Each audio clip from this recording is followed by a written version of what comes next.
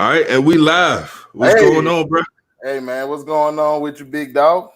Hey, can't call it, man. Hey, another day, another dollar. Hey, I can You dig know. that, boy, man. Today I really realized that I be busy, bro. Cause I be up early as hell in the morning. I gotta take care of Zoe and stuff. And hmm by the time I get her to where she needs to go, hmm the whole day I just be doing stuff. Yeah, yeah, God, oh, yeah, man. Listen, this COVID stuff got us still in the crib, yeah, uh, and it for some reason I don't know about you, but it feels like I'm busier now working from home and yeah, trying to juggle everything than it was, before when I was actually leaving out. And it's probably because I just feel like I'm just, just swallowed in the crib. You know what I'm saying? Just stuck here, right. can't really go too many places and all that. Because some people some people out here tripping, bro. Some people going out to restaurants and stuff. You know what I'm saying? I went. Dining in. Yeah, I went to the boardwalk last week. I swear it was Black Bike Week or something out there, bro. Like God, it was crazy. It was flooded out there. So word. But the so craziest thing about the craziest thing about being busy like that though uh is that I like it. word. Yeah, I yeah, like it. yeah, It's like yeah. it's like a rush. It's like, dang, what am I going to get into today? What am I going to do? And man, we start this thing off because they should know who we are by now, man. But just in case y'all don't, it's your boy L Dottie. You already know it's your boy Big D. And man, Hey, we're a podcast, man, and welcome back. to another one, Another, another one. yeah. So yeah, Hey man, definitely appreciate everybody tuning in. Everybody that's watching, please be sure to share this live stream please share to it. your friends, Oh, let me share do it that to right your now too. page, all of that stuff. Make sure I would suggest that you share the YouTube link. For whatever reason you need a YouTube link, just go ahead, comment below. Definitely appreciate everybody that's joined in already. Shout out to Simone, Latoya, Ty, Wild Thornberry. Okay, hey bro, you remember that show, That's the Thornberries? name. That's a Hey, name right there. hey, Your name is legendary. They don't want you to run in the wild. They don't want you to be crazy, but you're crazy. crazy. But yeah, shout out Justin, everybody. Simone said, shout out to the boy in her math class. That's Hey, shout out to the girl in my math class, man. What's going on, girl in my math class? I just want to let you know I ain't do math since math class.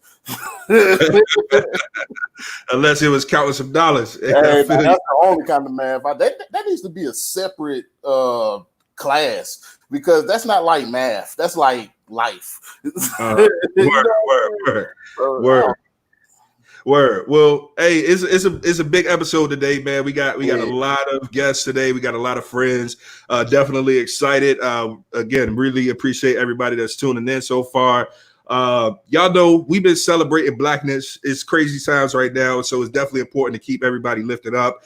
Definitely important to stay networked. Because right now, if this doesn't prove that we need to stick together times like this, then I mean, you just probably ain't gonna get it. So, we definitely excited. Hey, real quick, D. I can't see it on your page as far as the live go, so I don't know if it's me or if you got to share this stuff, but check that one more time, and so I can share it, and then so we can go ahead and okay. You can't see it on my page. Nah, I don't see it. Yo, last thing I see is what you shared. Or what? Yeah, my post I made with you. Okay. Oh, you just got to scroll down some because it already posted before. So just scroll down some. You'll see it. Oh, okay. I got you. Yeah. YouTube link, man. Word. All right. Blackness. We're celebrating blackness, man. Y'all know for a long time we've been trying to get access to black brewers.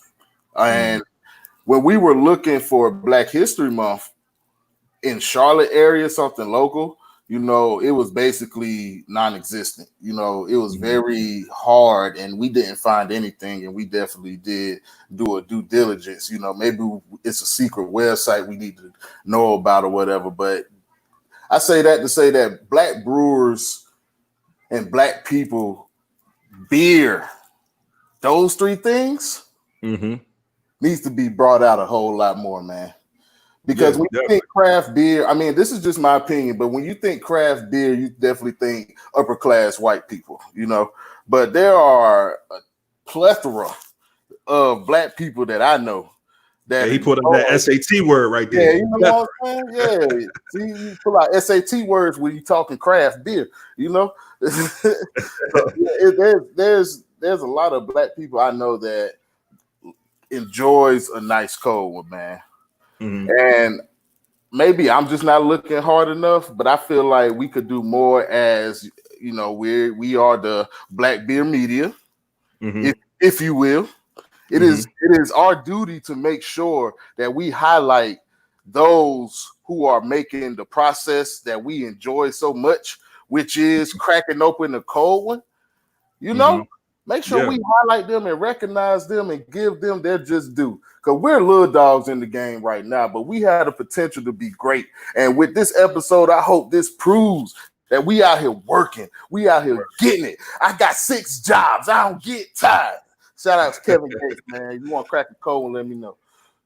Word. Wait. Well, hey, without further ado, man, I think it's about time that we get started drinking. And in order to start drinking, we need some friends. We need some people to talk about some brews. Yeah. So we got 2 black breweries today that we're going to highlight today. We got Union Craft Brewing and Sankofa Brewing Company. So we're definitely excited.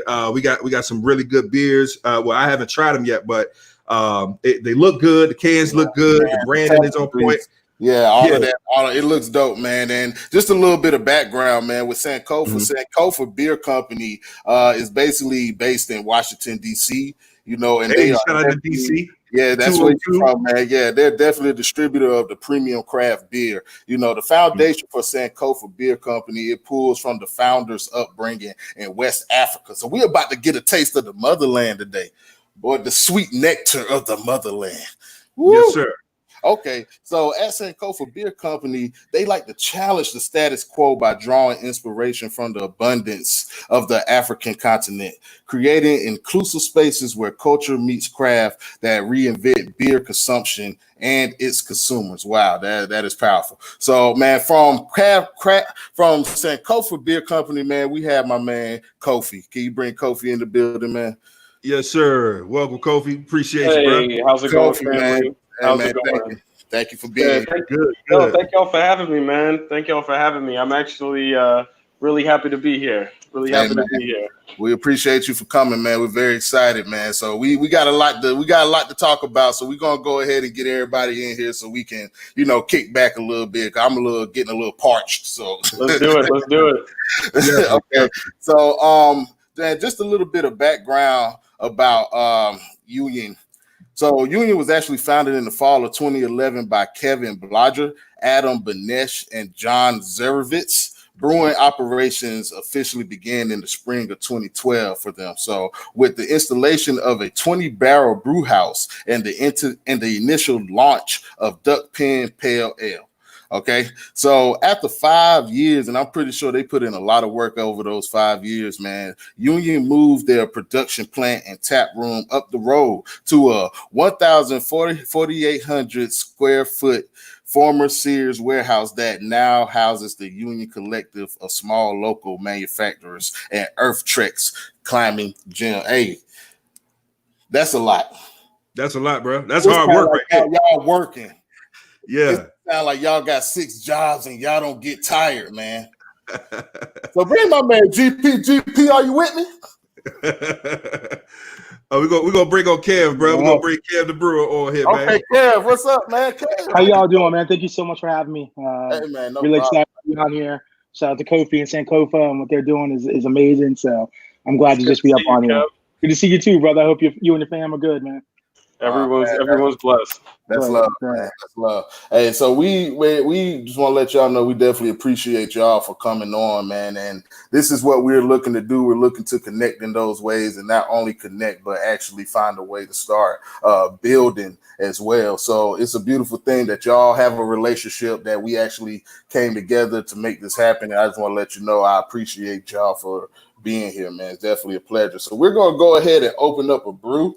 So I figure since we have since we have a couple from Union, I think we're going to choose one. So we have the Skipjack Pilsner here. Oh, nice. A true Bohemian lager.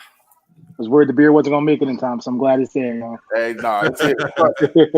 Yeah, we got all types of goodies over here. Yeah. First off, I really want to acknowledge the labeling of the can. Yeah, I like it. It looks like a classic brew. Of course, you know I got it nice and cold. I'm saying y'all see that perspiration on that, all that. But definitely, I'm gonna just go ahead and show all of them. I like how each one has a different look to it. But still kind of follows the same continuity of the look overall. So I'm definitely excited to check these out. So, Larry, you gonna do the skipjack? I'm gonna try the. I ain't even gonna do the skipjack. I ain't say that. I was just mentioning the beer. Okay.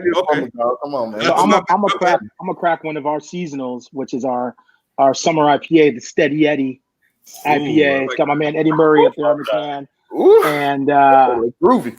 One of our favorites from the summertime. So this is what I'm sipping on right now. Well, yeah, you ain't sipping on that. You a jive turkey.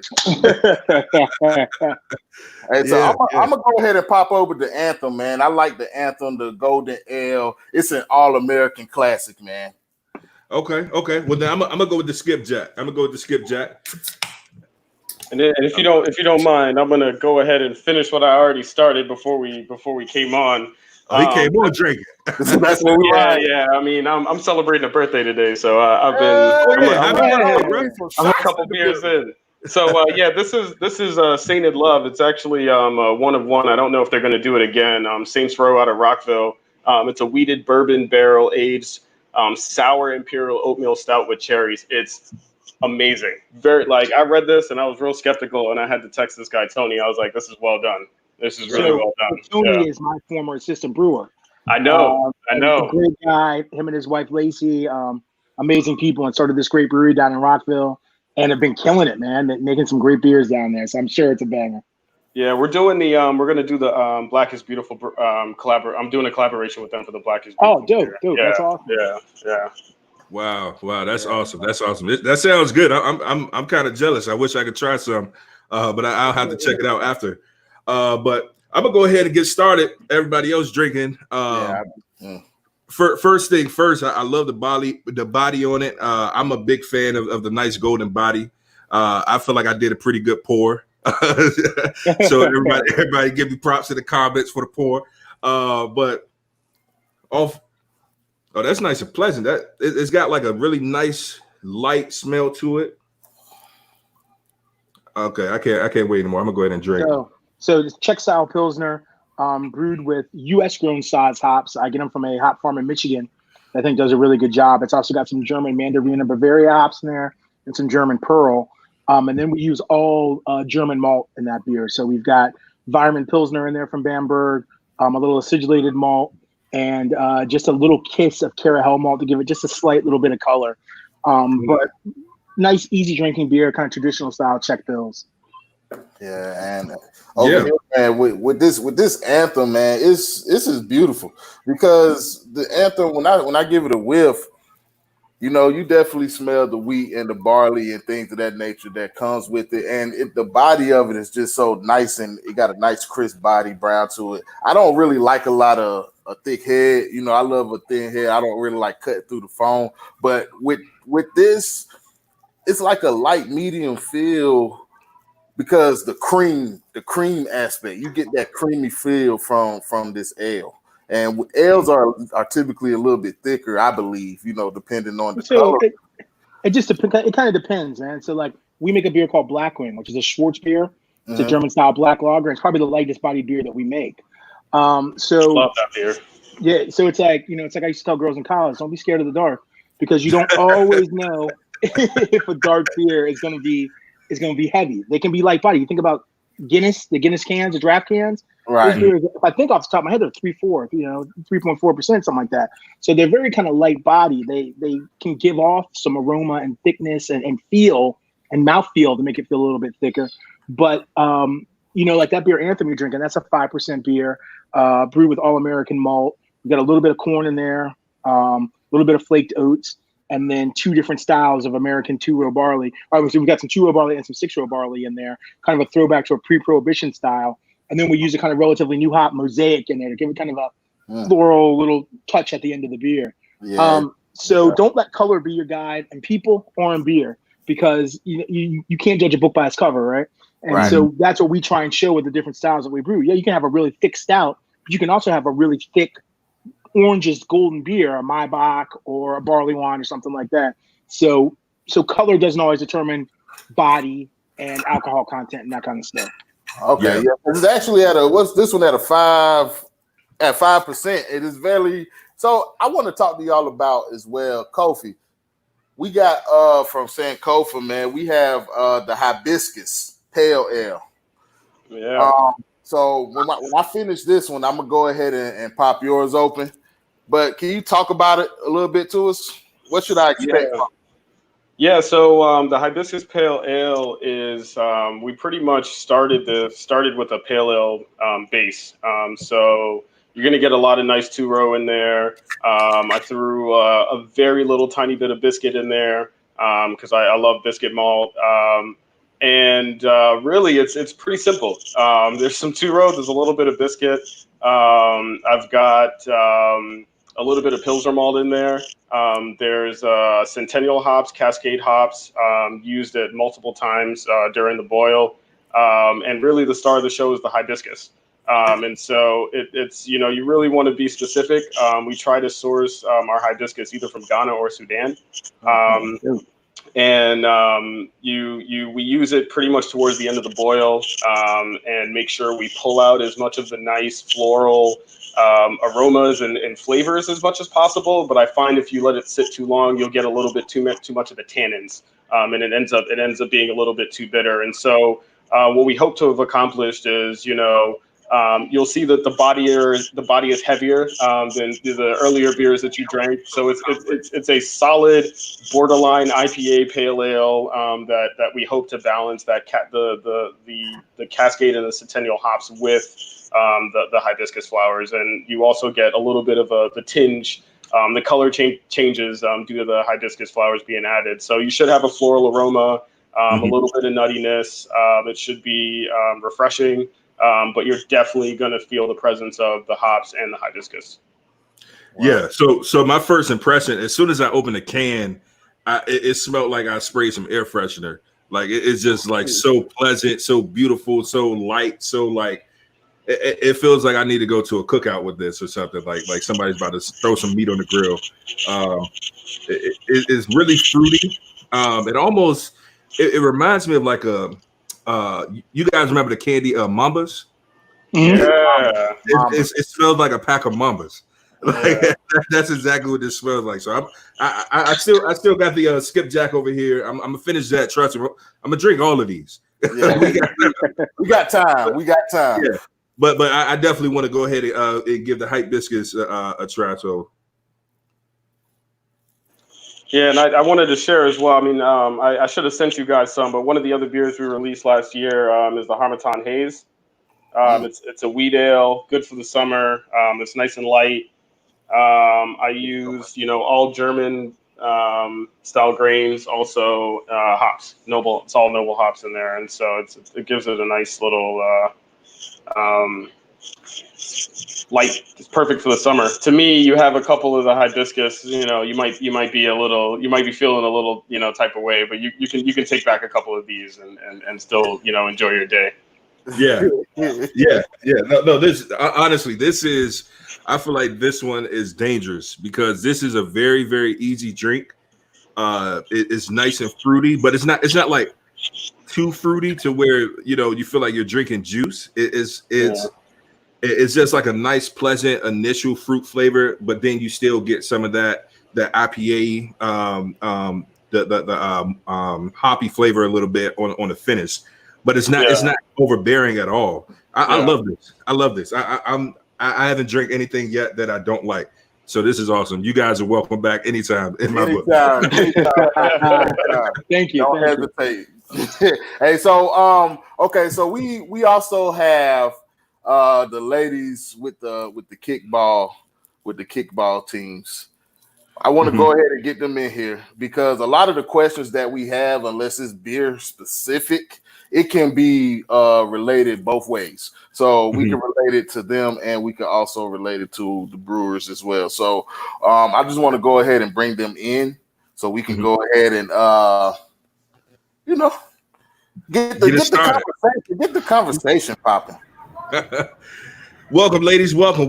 We got the ladies from TKO Kickball League. Welcome, ladies. Hi, guys. How are you doing? All right, and Legacy Sports as well. So I just want to give a little background about Legacy Sports. It was started by two kickball players, Latasha Hill and Dwayne Lucas, the Howard University graduates. Okay, HBCUs, we out here. I just want to say this picture right here is beautiful. It's beautiful, man. So the Howard University graduate and U.S. Army veteran trained female amateur athletes to play competitive kickball. Wow, amongst some of the best female teams across the country. That's incredible, man. Whew. In 2020, Legacy's vision expanded to include 2 co-ed leagues and will host all 4 competitive inclusive leagues in 2021. So that's Legacy Sports, everybody. That is the connection, Tiffany, that I went to school with, another HBCU, Johnson C. Smith University. Shout out to us. We got together and we kind of put this whole thing together. And the ideal behind bringing the kickball league is on because I remember playing that as a kid. That's one of the sports that you would play in the youth. But I always was like, if this was as a professional sport, I would definitely play it. I think that's something that is so cool, man. I'm sorry. Yeah. Maybe it's just me. It's dope. I think it's dope. So also we have TKO tournaments, which was originated in 2018 and based out of the Atlanta area. So where it's managed and owned by 2 former HBCU female athletes. This is, man, black excellence. TKO offers competitive adult kickball tournaments for men and women players competing from all over the U.S. in pursuit of winning the ultimate cash prize. Sound like the bag to me. Exactly. In short, that's exactly what it is. Okay, so ladies, let's talk a little bit about the kickball because I don't know, because when Tiffany brought it to me, it was like it was something that I didn't hear of personally. But once when she said it, I was immediately interested because she started to tell me about, just the atmospheres, the games, and how competitive it could be, and, just how much fun you guys are having too. So can you break it down to us, like what the leagues are about, and just letting us know in general the art of kickball as a professional sport? Like, what is that looking like for y'all, and what does it look like for kickball? Because it's not a I wouldn't say an everyday or an American sport, if you will, as far as like football or basketball, baseball, things of those natures. But I feel like it has potential to definitely be something that a lot more people might want to get involved with because just looking at different aspects of it. So can you just break it down to me? What is the kickball league about? What do y'all do? How does it work? And just inform us, please. Y'all have the floor.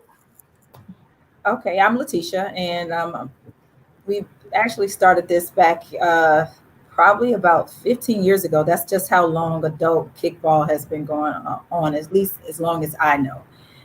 So it's become extremely progressively competitive. There's a lot of adult kickballers, men and women, that come in and compete, and there's prizes that could exceed close to about $15,000. So it's beyond just the playground kickball that you probably recall, growing up. Definitely, they weren't giving us $15,000. That's 15,000 American dollars. Yes, 15,000 American dollars. I've seen prizes. It's high. So that's a nice bag. Yeah, it is. So basically, our regular tournaments could travel. You can travel as far as PR, Puerto Rico, which that was done in January, but we have done it locally in Atlanta. So we have kickballers that compete all over the United States. Wow, that's incredible. That's awesome. One of the things I wanted to add is that when people hear kickball, they think about elementary or the backyard. This is not that type of kickball. I just want to be honest. And I think when people say you actually play kickball, once you get out there and you experience and you see it, you see that it's a real sport. Like we go really, really hard. But not on the other side of that, we also are a family. So kickball is a very small community. So essentially everybody knows everybody. So we play hard, and then we love hard after, we're done competing with one another. We may link up, group meetings, and we just have a good time. So it's just a big family, honestly. That's awesome. Well, I want to go ahead and get GP with Legacy Sports on. I'm sorry, everybody. We limited by technology, so we can only have a max of 6 people on at a time. But we definitely appreciate everybody's patience as we can get everybody on, because we definitely want to hear everyone's input. But GP, you've been listening backstage. Do you have anything to add in regards to the sport kickball, and what do you kind of get from it? Well, first of all, I want to give a shout out to those 2 black brewers that you guys had an interview with in the beginning. Mm-hmm. I mean, they came across so. I was not only was I impressed, but I feel like I got a more learning about our beer, except for just drinking the shit. Like they broke it down to the hop, to the 5.5%. I mean, I was sold off the same cover just because I like the can look motherfucking ethnic. So I was all for that. You know what I'm saying? Yeah. And I love that. And then I like the the other one, the Union Craft. It looked at the way they got it. The way they got it canned is just, it looks authentic. It looks classic. It looks clean. And it's definitely something that I would drink, and I plan on, from my cookouts here on out. I plan on having these black brews at my cookout. But back to kickball, man. Just like they said before, this is not the kickball that you remember playing in elementary school. Right. I hope we plan on giving you guys a couple of videos of kickball games so you can see what type of competition that goes on in our sport. And like they said, we travel all across the United States to play this game, and we definitely play for the bag. And like you say, it gets up to 15,000, and after a national championship, it could be up to 20,000. It just depends. So this is not just no cream puffs playing. You got the best of the best from all over the United States, coming together and competing. And like she said, like I met them through traveling and playing kickball. So like you say, it's definitely a family, and we pride ourselves on being on respecting. At the same time, with all this stuff going on now, we definitely going to support all about our black businesses and supporting each other. So, like I said, I have a league up in Sports is based up in DC and Maryland, DC, Virginia area, and they're based out of Atlanta. And we met up and linked up and became actual friends through traveling through kickball. So you meet people all over the globe, man, and you just when you get some good genuine people, you just try to collaborate, and what I'm saying, because we all are stronger and better in numbers. Oh yeah, definitely, man. Definitely. That's really the main point of this whole thing, because some people would ask, what does kickball have to do with beer? But see, I'm always thinking about it. We know exactly what beer has to do with what. You can't have a kickball game without having one of these. Like, my point exactly. And I know I can connect the dots. So we got a kickball league, and we got black brewers, and we got the black beer meeting. Exactly. Those are things to put together to actually build something from, and that's just my mindset. We'll get into that a little bit later. But PP, ladies, check me out. So y'all two are on opposing squads, right? We have been, yes. We have been. Y'all they ready? So let's say that we are in a tournament, right? Right. And we are in the last match of the night. And on one side, we got Legacy Sports. Okay. And on the other side, we have TKO. Ooh, The bag has just been increased to $50,000. Okay. Wow. Okay, now we're talking. We're gonna have to take GP out. We gotta take him out. Station right now. And that's my question. But you know what? I'm gonna give GP his props. GP is known for building great teams. Yeah. But if the bag is $50,000, we gotta take it out. He gotta go. He gotta go. He gotta go. I get it. I get it. I totally understand. They got to take me out, but they know for a fact how it's going to end. They already know how it's going to end. I'm just saying. Let me just say, the abbreviation of TKO is the kickoff. GP will be kicked off the island for $15,000. He got to go. Okay. we love the friendly competition. And especially if I got some of this in me right here. That's what we talking about. He's gonna have to go. That makes it better. Real quick, we got a couple comments coming in. Again, definitely appreciate everybody that's tuning in. Jennifer Muhammad wants to know, ladies, what's your age limit for the kickball league? That's my mama. Hey, mama. Hey. I'm 42, so it's not an age limit. It's just depending on your ability if you want to compete. Exactly. Don't come to me. Don't come to me saying they rough you up out there, mama. I don't know if I can help. Hey, let me tell you. I love you though. We have 60-year-olds that compete in tournaments like regularly, and I mean, I don't really have to throw it out there, but I'm 46, right? So I'm like, I still get out there and do what I got to do as well too. So that's flag on the play. It just depends on what you can do. What's your ability? Excuse me, ladies, we cannot have y'all on this show lying to the people saying that y'all are in y'all 40s. Y'all ain't a day over 25. Let me tell you, I take that, but it's because of kickball. It's because of kickball that you can still look like that. And we have a lot of people that enter into kickball for, weight purposes, health purposes. So, kickball changes a lot of things. It brings a lot of different elements to the game. I mean, a lot of people do it to try and stay in shape. Some people like to just still stay competitive. Some people still are trying to get their youth back, or they never actually was on an organized sport as a kid, but they have this now as an adult. So kickball brings so many different aspects to it. So I agree. Some people didn't have friends in high school, but they get friends, as an adult, in kickball. So kickball brings a lot of different. Or some people never made a varsity football team, but they can make they can make the advanced varsity kickball team. You played another sport and you wanted to venture over into something different, which happens a lot. We have a lot of crossovers from baseball, softball. Basketball, flag football is now joining into the kickball world a lot, and a lot of the girls actually. They play flag football during the season, and then they come over to kickball season. So it's just another way to stay active without, the same normal routine of going to a gym. So and fun. Great. Yeah, and it's fun as well too. Probably cheaper than a gym membership sometimes. So you basically that's awesome. That kickball is like the fountain of youth.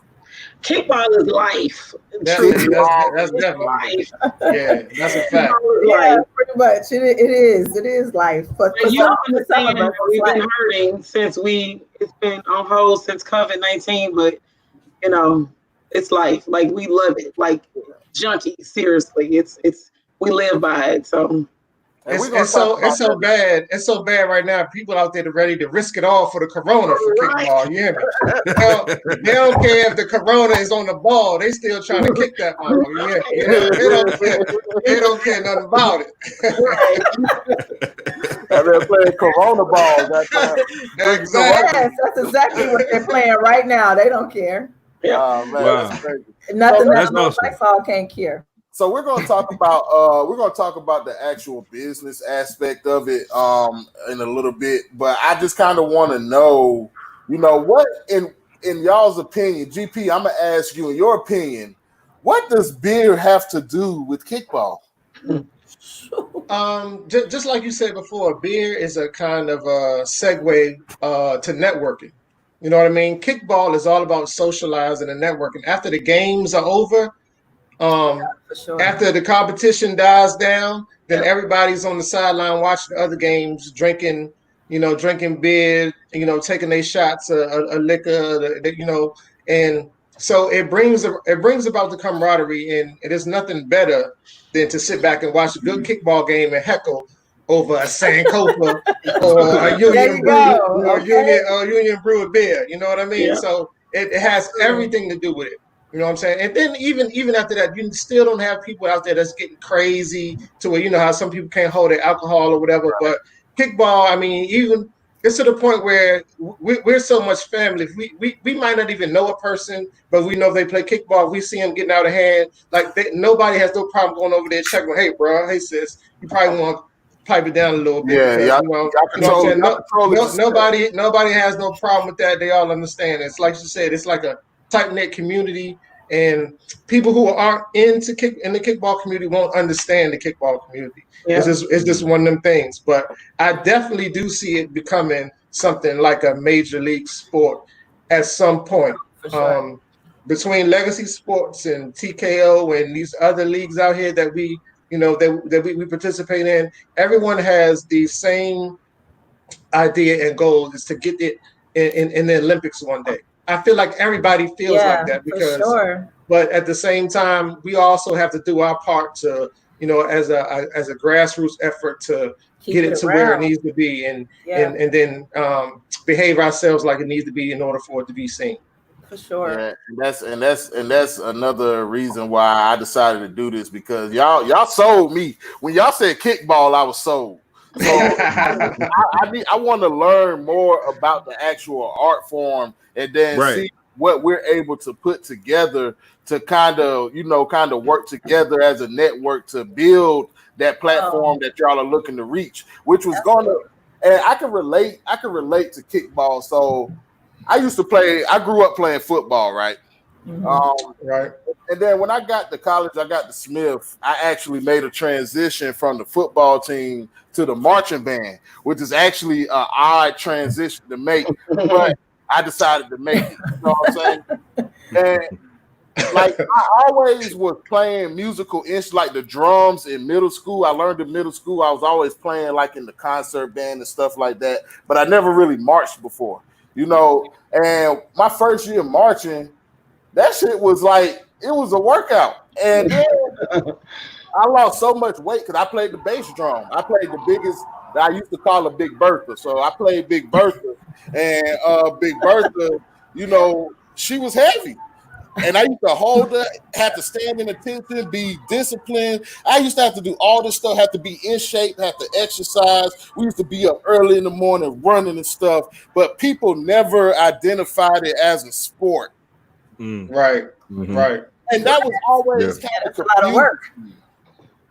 Because I'm like, initially, if we're looking at it from the aspect of what we're doing, like the exercise and the being in shape, y'all playing kickball, having to be in shape in order to fully play that game, and doing things to practicing and working at your craft and things of that nature. We're doing the same thing that the football team does, minus playing football. But not only that, we are there in assistance to the football team, giving them motivation, giving them encouragement, making sure the crowd stay hyped, whatever the case may be. But I feel like in that aspect, we never got that respect that I felt like the band as a craft should deserve. And I feel like that's where y'all are at. But the difference between that and this is that we could actually have some control over the perspective and over what people see when you think of kickball. Y'all have a goal. There's a way to get it accomplished. Absolutely. Yeah. I like what you're saying. I don't know if it was the hibiscus, the one that got you talking right, or it's the Snapchat. But let me know which one, so I can make sure I'm right on there with you. when I was young, Black Santa bought me the gift of gab. Okay, I like it. So quick question. So we actually didn't identify what are all you guys sipping on right now? What's everybody drinking? You know what? I'm not a beer drinker, to be honest with you. But so you faking the phone? No, I wasn't. I thought I probably would, but for whatever reason, then the hibiscus is what I think I like this one over this one, the slapjack. I'm sorry, skipjack. My apologies. My apologies. Okay. It's probably good, but this one right here, I think I'm gonna sleep pretty good by the time I finish. By the time I finish with this, and I think I'm gonna sleep pretty good. This one has a really nice taste, though. It has sort of like a citrusy taste, from what I'm gathering, that I like. That's awesome. Yeah. That's awesome. Can we get them back in here? We could bring one in. So I'm gonna bring Kofi in. Since she just referenced his beer. Kofi, you were backstage. You heard that. How'd that make you feel, man? Hearing that your beer is a favorite right now. Yeah, I mean that's why we do what we do. At the end of the day, I mean, what makes me happy is not the competition per se. It's just that, like, I like to see people happy, right? I like to see people take something that I made and consume it, and it puts a smile on their face, and they want to tell their friends, and they want to share it with people. Like, at the end of the day, that's what makes me happy, and that's what continues to push me to, make recipes and sit back and think about, like, man, like, what do I want to drink, and what would make someone else happy too, on certain times. So that makes me happy. I will say the citrus flavor that you're picking up is coming from the hops. The Cascade and the Centennial inherently have a citrus flavor that comes with the use of those hops, and so that's where that's coming from. See, I just learned something new. That's awesome. Without a doubt. There's so many different strains of hops that you get all these different characteristics off of them. It's actually the hop plant is a cousin of the cannabis plant. And so, in the same way that you have, all these different strains that have, all these different flavors and can bring all these different things. I'm about to say this. I would say hops are just as complex. Yeah, I mean, it's actually that's why you'll see a lot of IPAs that'll have names like like Juicy, Dank. I've been noticing that. It's because of the hops. It's because of the hops, and so I mean, you can make a citrus beer without using any citrus. You just have to use the right hops. That's crazy. That's why I done learned something new myself. Right. You can get berry, you can get melon, you can get spiciness, you can get grassiness, you can get all sorts of different flavors based on the type of strain that you use. Wow. Hey guys, we like to play a game sometimes. So what I like to do is that me and my co-host, we have this thing going on, right? Where one of us would just, get up and leave. It ain't what you think, bro. One of us get up and leave. You know what I'm saying? And then that other person has to take care of the whole show till the other person get back. So the person who has to leave is the person that say, not it at 3. 1, 2, 3, not it. Not it.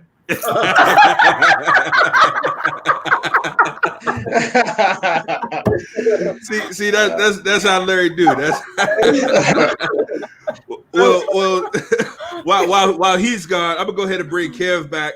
So Kev can give us a little bit of insight. I know we probably caught you off guard. Looked like you was chilling back there, man. But it looks like I think it's a couple other people that are sipping on. I don't want to get the name wrong. The Skipjack. GP, were you sipping the Skipjack or were you doing a duck pen? No, I got the duck pen pale ale. And I'm not going to break it down as eloquent as them, but I picked this because I read on it. It said it was a Baltimore original. So therefore, when I first sipped it, I tasted a little oppression. You know what I mean? I tasted the struggle I tasted the struggle, and it had a little bit of oppression. But after I drank it, the aftertaste had like just a little bit of the light at the end of the tunnel. So therefore, I knew that everything is going to be okay if I finish this duck pin. Oh my God, GP, you are hilarious. So you saying it kind of hit you heavy a little bit? Yeah, exactly. Yeah. only like a Baltimore person can. They're gonna hit you heavy. I like the skipjack smoothness though. I don't know if you guys picked up on it, but it felt like it was a little smooth. It didn't. Yeah.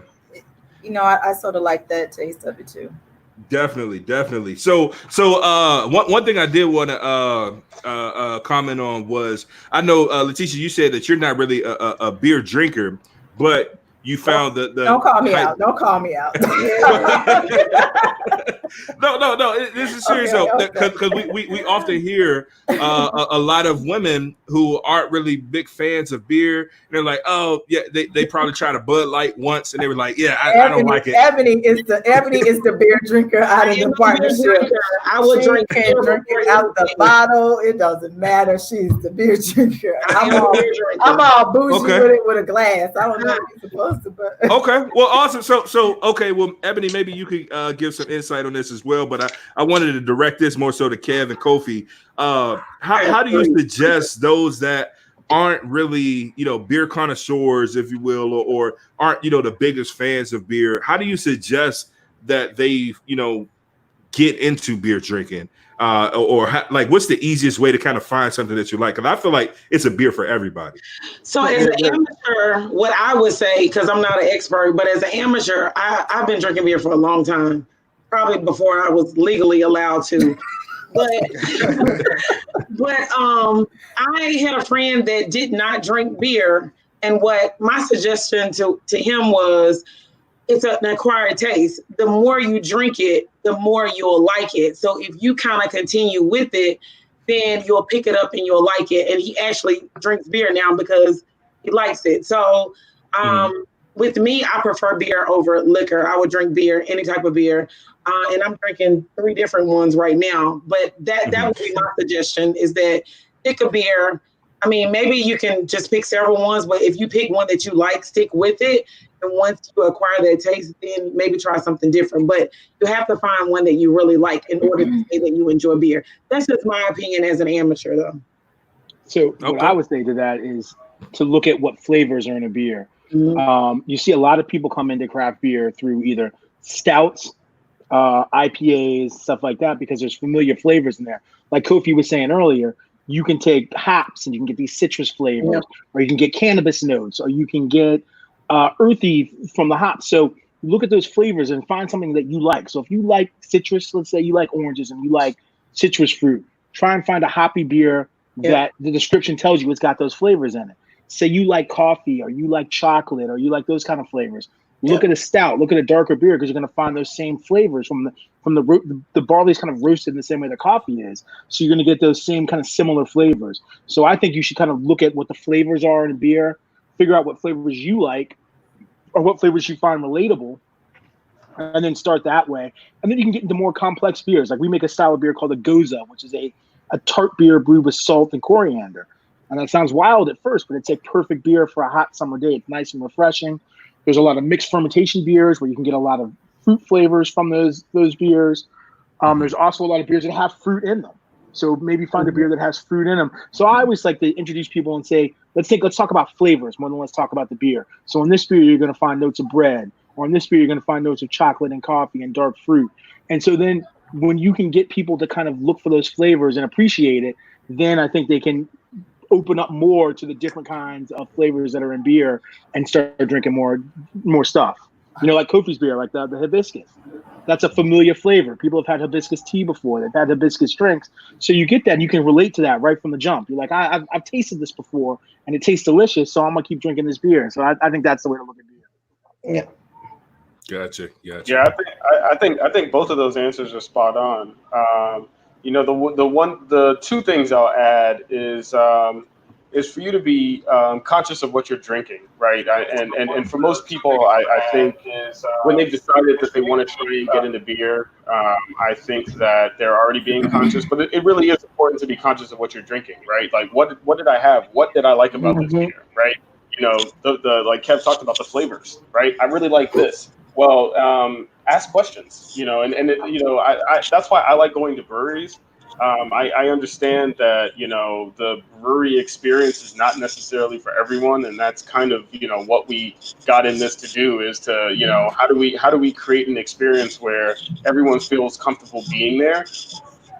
And I get it. Not everyone is comfortable being in spaces where they feel uncomfortable. And so, you know, but if you really like, you know, think that, hey, there may be something to craft beer, put yourself out there, right? And breweries are great places to try beer because they make the beer.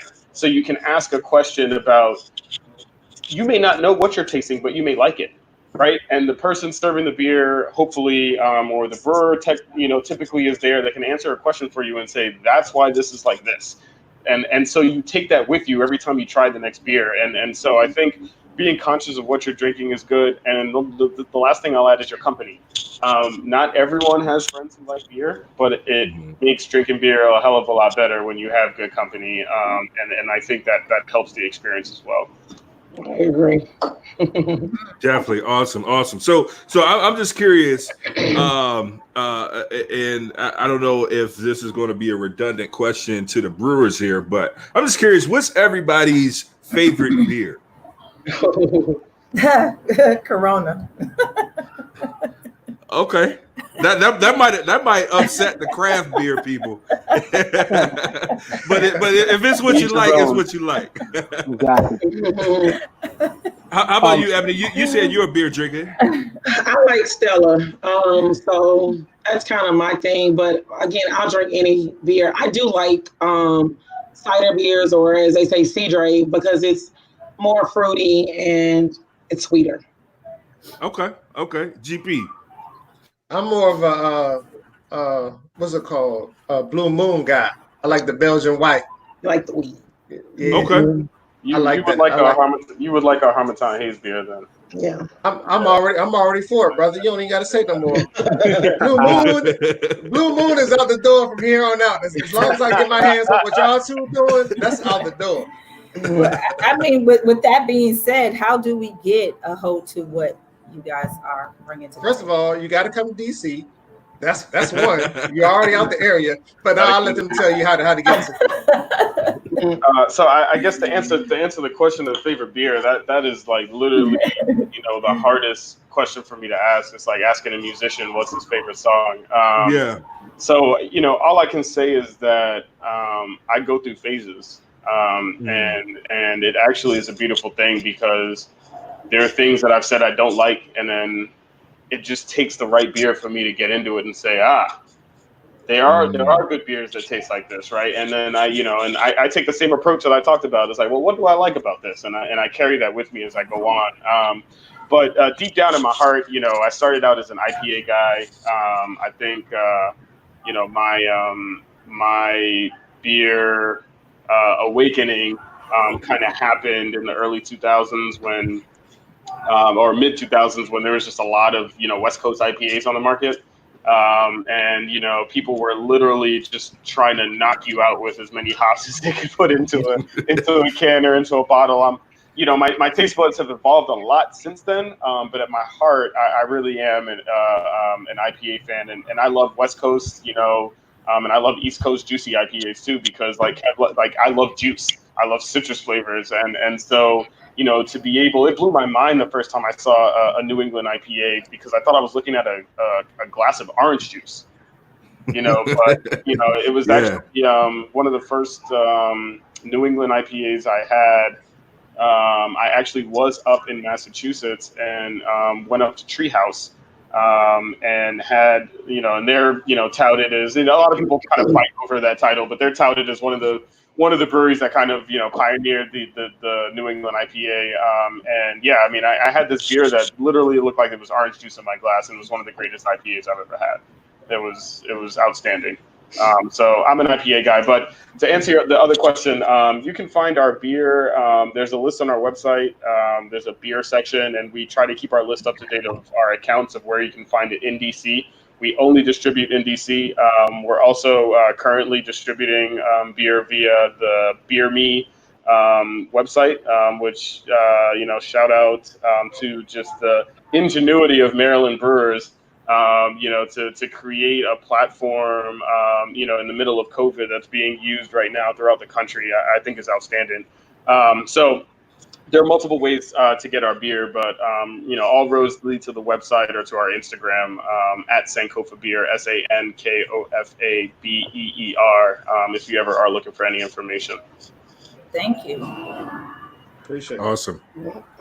And so I'll follow that up with, I don't have a favorite beer. Beer is really seasonal to me. Mm-hmm. There's beers that I love. There's, Sierra Nevada Bigfoot, Guinness Stout, the Abyss from Deschutes Brewing out in the West Coast. But beer is about experience, and it's about the time of year. Like it's cold out. Maybe I want something a little heavier, a little warmer, maybe some smoke to it or something like that. In the summer, I like something lighter and more flavorful. So it just depends on what the time of year is, what I'm doing, what my mindset is, who I'm hanging out with, all kind of influences what kind of beer I want to drink and what beer I like at that time. You can find our beer right now in Maryland, DC, Northern Virginia, and Delaware. So you can go to unioncraftbrewing.com, and there's a link there. You can use Beer Me to get your beer delivered if you're in the immediate Maryland area, or you can find a list of our accounts on there as well. So can I ask you guys something right quick, if you don't mind, Mr. Host? Yeah, please. How would we be able to contact either one of you if we wanted to have your beer featured at one of our kickball tournaments in the future? So you can reach out to me on my socials, which is Kev the Brewer, pretty much for everything. Instagram, Twitter, or I'll drop you my email before we get on, or once we get done in the private chat here. Hit me up and we'll figure out how to get it there.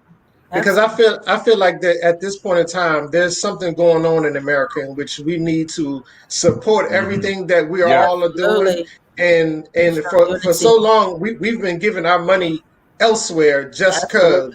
And so I feel like exactly. And so I feel like, being as though I've been introduced to both of you guys have been thoroughly impressed me along with the hosts of this podcast. So anything that we do from here on out, we definitely feel like we're going to have, if not both of you guys, but definitely one of y'all involved in anything we do from here on out. Sure. I mean, with it being Legacy and TKO and us running something separate, not always at the same time, then it's definitely a lot of room for both of you. So we would definitely love to have both of you. Thank you. Yeah.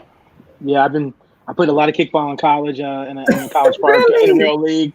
Yeah. So yeah, we're always down. We definitely want to have to put you on the availables. We might have I'm a little rusty these days. We might have to put a Brewers kickball team together. Okay. There you go. There you go. We can put you on available squad and have you come out here and sponsor yourself. Show yourself out. Okay, so real quick, it looks like Larry wants to come back in, and we actually have an activity that we want to do with the ladies. So GP, if you don't mind, I'm going to send you backstage real quick. Bring Larry back in, and we going to see what he got up his sleeve. Larry, what you got, bro? Hold on. First off, dog. You said talking about it seems like I want to come back in. Now you gonna let me in. You gonna let me in. My name on the list. You gonna let me in. You got it, bro. My bad. Hey, I just wanted to say, man, what y'all were just talking about is very beautiful, man. This is exactly what I imagined it to be. And this is definitely the beginning of a lot of good things. So y'all actually made the transition that I was going to make, which was the business aspect of both the kickball leagues and the brewers to see, because we as, entrepreneurs, people who are, maintaining business, going through the fight of, do I keep doing this? Do I need to push? What's the reason? What's my why? You know what I'm saying? Why do we do what we do? a lot of people, they see the before. Oh, for sure. When a person was, before that person's success, and then they see the after, when that person has reached a certain pinnacle, and they feel like that person has gotten it all, when you yourself feel like you ain't got enough. Mm-hmm. And a lot of people prioritize what they do based off of what they see other people do. And I'm a big advocate of staying in my lane and doing what I know I can do. And so y'all made the transition of taking it to the business aspect, because if we're going to say we want to do things black, I think that we're going to have to start to educate the black people in a way on how things happen. And all of that is all that's not going to happen in this show. It's a continuous thing past the show, but actually showing them what it looks like and us actually figuring out what it looks like. And that's just one aspect of everybody's life. Absolutely. And I just think it's so powerful what we're doing. So, ladies, both of y'all represent TKO. Absolutely. This Hibiscus got a. First of all, are my eyes slanted yet? Kofi. That's 6%. Well, this Hibiscus tastes like it got a biscuit in it. You know, I'm like, it's 6%. That's it. It got a nice little feel to it, man. I definitely like it. I appreciate it, man. Y'all definitely make sure that y'all go check both. Great beer. Such a great beer. Great work, man. Both of y'all. But okay, so ladies. Thank you. I don't know. Y'all got to go back and check us out. Me and D, we have this thing that we've been doing before we even got the podcast. We feel like that another game that takes a lot of strategy and takes a lot of thought that doesn't receive the recognition that it should. Rock, paper, scissors. That's a game of champions right there. You know what? This is how we start. This is how we start a game. That's how they flip. Who takes the field? Offense or defense is rock, paper, scissors. So we take it all the way to kickball off of the playground, off the elementary playground. Wow. Still playing rock, paper, scissors. The doctor just connecting everywhere. It's beautiful. It's everywhere, right? Hey, okay, so ladies. We have a representative from everybody. Y'all two are from the same squad. So we're going to make y'all play rock, paper, scissors to see who got to get off first. Look at me. I done had me a hibiscus. Watch out. See, this is just how much love that we got for each other working as a team, that, we won't have to choose that way. I'll just give the floor to Ebony. So before we get kicked off, can I just plug in what we have coming up? And absolutely. Check us out. We have a tournament that's coming up in September 12th and 13th at Franklin Gateway. It's a co-ed, Georgia. Yeah, Atlanta, Georgia. Co-ed would be that Saturday, and women's that Sunday. It's for anyone that's of the age of 18 or older. And it's not a tryout. It's essentially more so, I'm kind of answering the questions that were in the live. It's essentially, if you have a team that you want to get on, or we have an available team, if you want to play, then you can visit our website, theatlantakickoff.com, if you want to inquire, or, if you're interested. Our phone numbers are also on the website if anyone has any questions or they want to reach out to us. Also on Facebook, if you would like to check out some of the games that we have previewed before the previous tournament, you can also find us on TKO Tournaments with an S. It's all together. We're also on IG, TKO Tournaments as well. Yep. So you can also locate us that way as well. You can also YouTube kickball games and actually get an idea of what co-ed and women's kickball games look like. Yep. Awesome. So we really wanted to see y'all play rock, paper, scissors. I'm ready. Is it best 2 out of 3 or it's just one and done? That's 2 out of 3. Rock, paper, scissors, shoot is house rule. Okay. All right. Okay. Let's go. Against. Y'all going against each other because we want both of y'all to stay. We want both of y'all to listen. But we don't have to do it. I'll let my partner stay Lakeisha. But we can play. Let's go. We're gonna play. It doesn't matter. We're gonna egging us on. Look at it, boy. We'll give it to you. We got it. You ready? All right, I got you. We gonna bring both of y'all back in. We just gonna just get a couple of questions in for each person so that they can give both of y'all's perspective. So that's just all it is. So are you ready? Yeah, we're ready. All right. So we're going y'all going rock, paper, scissors, shoot. Ready? Okay. Yeah, it's on y'all. Mm-hmm. Right. 1, 2, 3. Look how we so synced. Still so synced. That's ridiculous.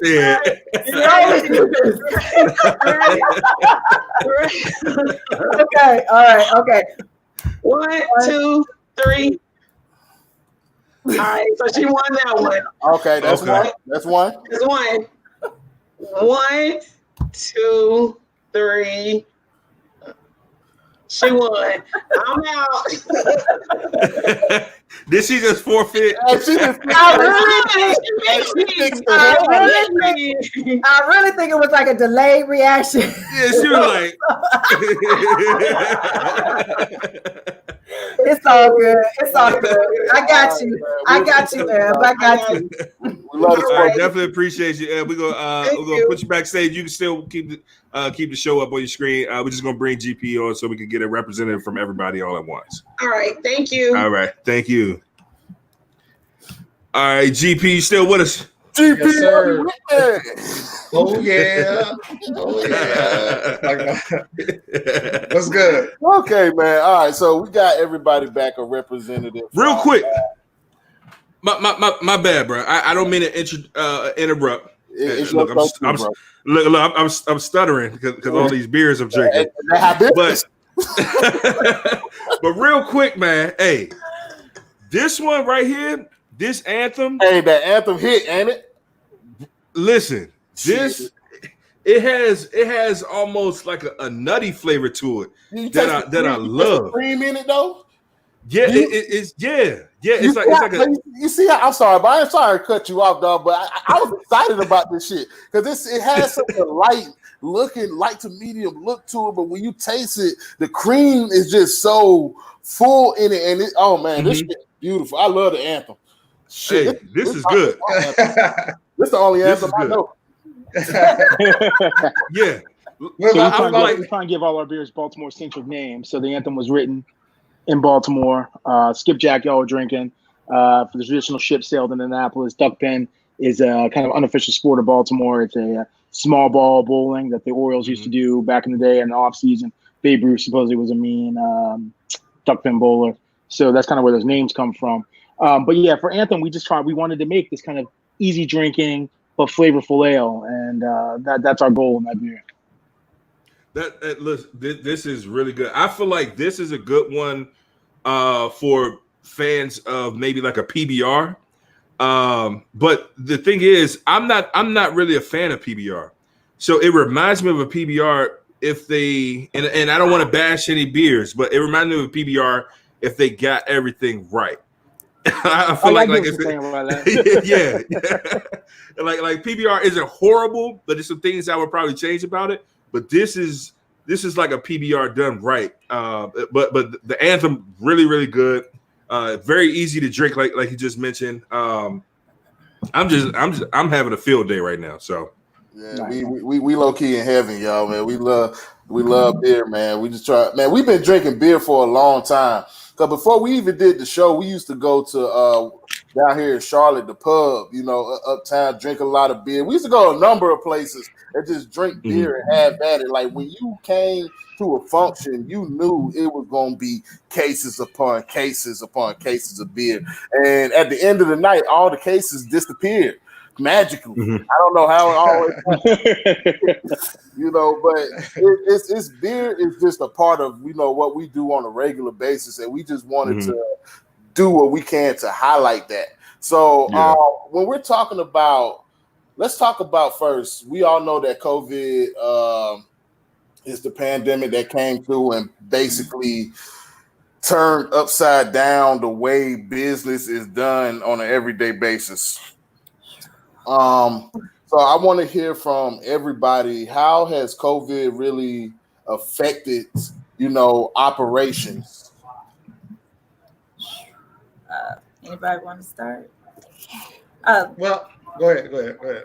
Well, for us, just say we were scheduled to have our first tournament of the year kickoff on March the 28th, right when the whole world stopped, pretty much. And with so many people coming actually to the tournament, it's sort of hard under these conditions to try and bring everybody together safely.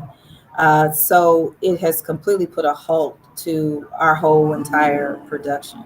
And it has also made us completely rethink how we could actually run a safe tournament in the future. It's sort of hard to say what safe is right now and what's the new normal right now, because we're all still trying to figure it out. But it has completely changed a lot of things for us, doing kickball. So we're trying to take a step back and just try and figure out, what's best for us going forward and what's best for our players as well, which is really the main priority, because without them, then they're so it has completely changed a lot of things how we do business going forward. Okay, yeah. GP. Yeah, I just want to piggyback off a little bit what she was saying. Like, as far as we're concerned, we had like 3 or 4 leagues lined up that we were going to take part in this year, 2020, and it was going to lead up to the crescendo of us doing a first all men's tournament, which would be in January 2021. But everything that we were doing from 2020, the type of different leagues that we were doing was going to lead up to that. And just like she said, because of COVID came in out of nowhere, and it just changed the aspect of the way of life for everybody, especially for a kickball player. There's no practices, there's no league games, there's no tournaments, there's absolutely nothing that's going on as far as kickball is concerned. And like she said, as of right now, we're just trying to figure out what is the new norm, what is the best way to not look like we're a league of profit over pandemic. We're trying to Yes, amen. come back and have the our players' safety is first and foremost. But at the same time, how do you do that? Like as far as I'm concerned, I'm just speaking on me. Like a person, I work I'm a private contractor. I work for the government. I'm in IT as well, and a person in my office just happened to come in contact with somebody who was positive COVID-19. So they went and got tested, and they turned up positive COVID-19. So basically, what they did was they shut down my whole department and told everybody just to go home, and everybody quarantined for 2 weeks. So we're trying to figure out if we're gonna get paid, if we're not gonna get paid. For the whole time, we still had to go in. We were getting paid. So not only the aspect of it shutting down operations, we don't know as far as our clientele, as far as our players, are they still working? Have they been laid off? And if that's the case, then they won't be inclined to play a recreational sport that we provide. And I feel like our players rely on us league owners to provide a safe and confident platform to introduce them back into playing kickball. So when everybody comes out, they're practicing social distancing. They're wearing a mask when need be. They're doing the sanitizing as they're supposed to. But we're not afraid of it. But at the same time, we want to introduce kickball back because it's a new norm as safe as possible. Yeah, absolutely. Yeah, that sounds good. So you'll see where I'm trying to take it in a second. You know what I'm saying? I'm gonna put it in perspective. Kofi, go ahead. So yeah, I mean, we have a very social business model. I mean, beer is all about people coming together and unfortunately, even if you're outside drinking beer in close quarters, and so we had to really take a step back and figure out how to reorient our model in a way that, one, how do we first make sure people have access to the product that we're making, and so that's kind of the first problem that we've solved. The second problem is, well, how do we continue to build that sense of community, and how do we continue to bring people together if people can't actually get together? And so, I won't say we've quite solved that yet, but I think that, being on podcasts like this and just seeing a lot of what other people are doing, I think that, things are going to change, forever. Honestly, I think there's going to be a lot more ways for people to come together without actually physically being there. And we're looking to leverage some of that. But at the same time, one of my main goals for the company this year was to collaborate. There's certain beers that we want to put out, but there's a lot of great talent in the area, and I always learn something when I collaborate.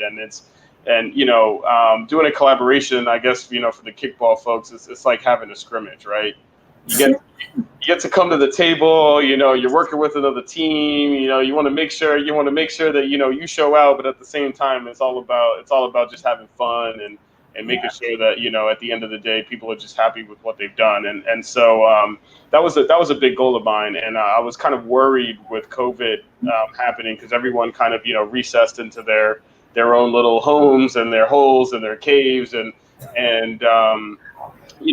had a lot of correspondence over the last couple of weeks that, I'm actually confident that we're going to be able to collaborate a good amount, because I think with having people pulled apart from each other for so long, people are really, really, yearning to figure out what those creative ways are to come together. And, from the beer industry, the only thing we know how to do is make beer. So, how do we, continue to do that in a creative way that keeps people active, that keeps people engaged with your brand, and keeps them excited about, what's to come, regardless of whatever that new normal is. We want to make sure people are still excited and supporting the beer and the work that we put into that. That's dope. Yeah, and see, with everybody that goes, it's just bringing me closer and closer to my point. So, Kev, I'm gonna let you go ahead and let us know how COVID has affected you, and I'm gonna just try to bring it home a little bit for everybody. Go ahead, bro. So for us, for COVID, it's really hurt our business, right? We 2 years ago, like you guys said in the intro, we bought this 140,000 square foot building. We took 50,000 square feet of it. And we started this thing called the Union Collective, where we've got a whiskey distillery, there's an ice cream factory there, there's a coffee roaster, there's a winery, there's a gym. And so we've got this big kind of public gathering space where you can come and spend the day. You come, do your workout, then you go get your coffee after that, come get a beer, get a whiskey, and do all that. So we've got this big space where we have a tap room and we can fit 600 people inside our tap room. Right?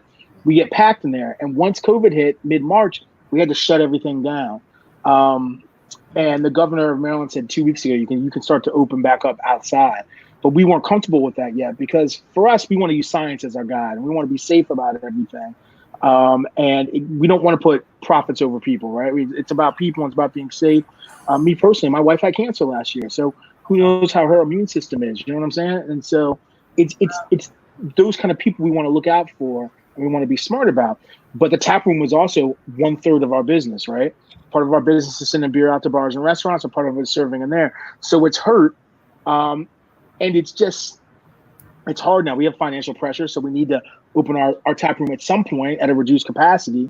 But are we endangering people by doing that? So that's been kind of the tough decision and tough thing to figure out, is how do we face this financial pressure that we have, at the same time not wanting to harm anybody, right? Not wanting first and foremost, my team members, my employees, my coworkers, I don't want them getting sick, right? And so it's been a tough road to hoe. We started doing kind of carry out and delivery, and that's helped some, but we're not doing the business we used to do. And it's tough because we're coming into our busy season. Normally our tap room is bumping on days like this. It's nice and warm out. There's people outside, there's people inside, and we're doing great business with concerts on the weekends, all that kind of stuff. So it's been a weird adjustment, but we're hoping that we can figure this out and use science as our guide and get the operations back up to some somewhat near normal, though I don't ever know what normal is going to be again. You know? Exactly. Yeah, and see, okay, so with what everybody said, it just brings me to the point of that everybody has an issue right now, has a problem, right? And the funny thing about me is that I'm a problem solver.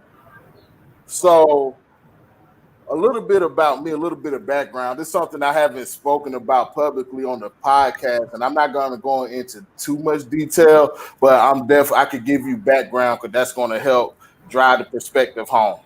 So before COVID, I was driving trucks and stuff, right? I was a truck driver, had my CDLs for about 3 years. But for the last year and a half, on the side, I've been working with real estate, right? Investing in real estate, trying to figure out different vehicles I could use in the real estate realm. Okay. So practicing that while driving trucks full time because I had to make sure that I meet my financial obligations, to take care of my responsibilities, that is mandatory, and in order for you to progress in the realm of real estate investing, you have to be able to put the time in, as in with anything that you do, from kickball to being a brewer and all of that. You have to be able to put the time into it. So fast forward, COVID happens and my load starts slowing down, right? So I'm like, okay, cool. In my mind, versus somebody who decided to panic, if the whole world is on shutdown, I'm gonna act like I'm on shutdown too. Goddamn, I can't do it because everybody else can't do it. Nigga, we ain't working. I can't do it. You know what I'm saying? So what I decided to do was invest my time into my business, and within me doing that, I've gained results, and I have access to capital. I have access to real estate capital. I have access to business expansion capital. I hear GP over here is the IT man. Everybody has the issue of what is the new normal. We need to create what the new normal looks like. We need to show them what the new normal looks like. And everybody, we have all the components to really put something together and show them, whether it's virtually or whether it's showing them what safety looks like in the midst of all of this, while still being able to enjoy playing sports. Ooh, you know what I'm saying? It's like we have to figure this thing out, man. And that was the whole point of this whole thing, is that everybody has a problem, and I'm able to help get everybody's problem solved and everybody prosper in the way of doing it. And we all doing it together just because of this connection we're having right now. And it's not going to take, and that's the thing, we all have the mindset, because it's not going to be an overnight thing. It's something that we're going to have to take the time out to actually work on and take the action and doing some things and make it happen, and figuring out what our resources are that we're able to, Coffee used a great word, leverage, to be able to get what it is that we're looking to do. Leverage is a big thing in business, and we have leverage. We just got to figure out what's the leverage we have and what's the best way to use it, the best strategy to apply to that leverage. You know what I'm saying? Yeah. Wow. Yeah, you definitely brought it home with that, bro. You really did. Man, get that man. Hey, for the record, I love it. That's my co-host right there. Yeah. I'm gonna blame that one. I'm gonna blame that one on the duck pen. Yeah, you really did just bring it full circle. I mean, it brings it back to conversation that GP and I have been having, sidebar in reference to how do we continue kickball, safely, and make our own new normal. So you really did just bring it home for me, and you were our confirmation based on the conversation that we had prior to, what do we need to do to make sure that it's across the board, that everyone is trying to use these same techniques so kickball can continue, everyone can still feel safe, and we can feel confident that we're providing them with the product that they deserve, as well as safety at the same time, because that's ultimately my biggest concern. It's not only just for the player. It's also for myself and me bringing it back home to my family as well too. You know, so you really did just bring it full circle to me and actually provided additional motivation to try and see how we actually can work with um, other leagues and other tournament hosts to see, make sure that we're all still on the same type of platform, to see that we're bringing out, you know, the same safety features, that we're all on the same mindset as what we need to do, and that we shouldn't just be so reckless just to bring out our profit. I mean, just to make a profit, right? You know, over the product. You know, Because the goal is long-term strategy, generational type. Because right now we have a wealth transfer going on, and a lot of people are not talking about that. But now we have a prime opportunity to Exactly. to shape some things that could be concrete, you know. And I just want to tell y'all a story real quick, y'all. I think Kofi and Kev, I think y'all will appreciate this. So, you know, I was thinking long and hard, or should I say where it is? But I'm like, fuck it. In today's time, we have to be transparent. You know what I'm saying? And we have to show them that the things that they think we're putting on as a front, you know, blackness, you know, we're not really going through what we're going through. We need to show them that we go through it on a daily basis, and we tolerate it because we don't feel like there's nothing else or nowhere else for us to turn to. So we went to Johnson C. Smith, you know, in Charlotte. And when we really turned 21 and we started drinking beer a whole lot more, you know, the legal way, you know, we used to go to this spot every Friday called the Pub, downtown Charlotte. So the pub, they used to always have like discounts for Johnson and Wales, which was more of a PWI. You know, it was a cooking institution. A lot of black people went there, but it had a white face to it. You see what I'm saying? And so they were giving them discounts when Smith people were the one occupying their establishment and buying beers I mean, granted, we college students. You damn right we gonna drink dollar beers. It went from 25 cents to 50 to 75 to $1 bottles. All right, fuck it. It's $1.50. You know what I'm saying? But we the ones over here consuming this shit. And when we ask for, you know, I remember asking for some type of discount because we used to bring people in. People used to want to know when we were going to that establishment to have a good time, man. And they didn't recognize the worth that they had, because since I left Smith, I've never been back there, and I haven't really had the urge to. And I've been on a different kind of journey. So when I say that black brewers in Charlotte is damn near extinct, I didn't see anybody. Now, I don't know if y'all know anybody, or we can figure out where the black brewers in Charlotte are at. You know, I don't know in Charlotte, but in Rocky Mount, I'm not sure how close that is. Okay, Rocky Mount. There's Rocky Mount Brewing Company, which is a black female-owned brewery down there that y'all could check out. Celeste Beatty from Harlem Brewing, one of the pioneers, one of the black pioneers of craft beer. She is partnered with a woman living down there, and they have their own brand based out of Rocky Mount. So that's where you can start. And I'm sure there's more. If you're into craft beer, you're black or brown, there's groups on Facebook. There's the Black and Brown Beer Lovers group on Facebook. If you search to that, and those are good connections to find out where other breweries are all throughout the country that are black owned or have black interests. And so that's where I would kind of start. Look on Facebook, search around. There are not that many of us out there, but there's more every day.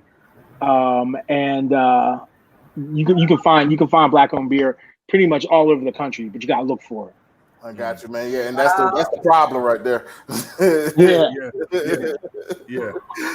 But so we about an hour and a half in. I want to be respectful of everybody's time. You know, if anybody has to leave or anything at this point, you know, we definitely want to say we appreciate y'all for coming by. And it was definitely a great episode. And if you have to go, I just want to let you know I'm gonna be in contact with everybody just to kind of follow up and see, you know, what it is, kind of the next steps to take to kind of figure out what this thing is, and use the opportunity to be innovative in this moment and do what we need to do to make it happen. So I'm not sure if anybody has to leave, but if everybody good, or I'm good. I can hear my wife getting the kids ready for bed. And I should probably go up there so I don't get yelled at later. Hey, man, do your thing, man. You respect it. Hey, you do your thing, Black Father. I know. Thank you all so much for having me on. Hey, no Great problem. to hear everybody's story. Kofi, always good to see you. Hopefully I see you in the hood sooner than later, bro. once we get past all this. And I'm going to come out and run y'all some kickball one of these days. Hey, we welcome you. I have your email. I'll make sure that we definitely send you out flyers.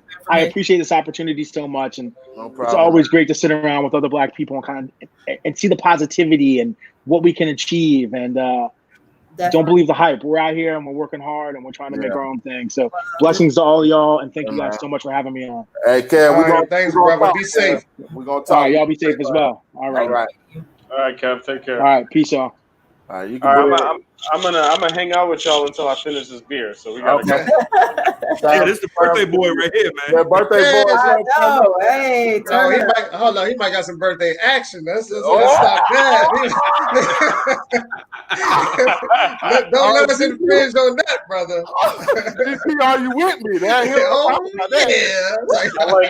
like GP. That's my man. You already know the deal. That's awesome. Funny, man. But yeah, I did want to follow up what Kev said though earlier with the two sisters in North Carolina. Definitely support those sisters. I mean, Celeste from Harlem Brewing, she's been in this game for 17, 18 years as a Black woman. Like, you're talking about I haven't seen any Black people like. I'm pretty sure you weren't expecting to see a Black woman, and she is, I always call her the godmother to the game. She's given us advice, she's helped us along the path, and Brianna Blake. So Rocky Mount Brewery, the brand that she runs, Brianna is Spaceway Brewing Company. And their whole concept is Afrofuturism, which I'm all about. So like their labels for their cans are just dope. There was an article in Thrillist that came out in February, I believe. I can't remember the title exactly, but it was something along the lines of, these Black breweries give us hope for the future. And the graphic on the title of that article, you'll see there's the hibiscus can, and then there's another really, really dope can label, and that's the Spaceway Brewing can. And so definitely check them out in Rocky Mount. The beer's amazing. I got to try the Spaceway brews at Fresh Fest last year in Pittsburgh.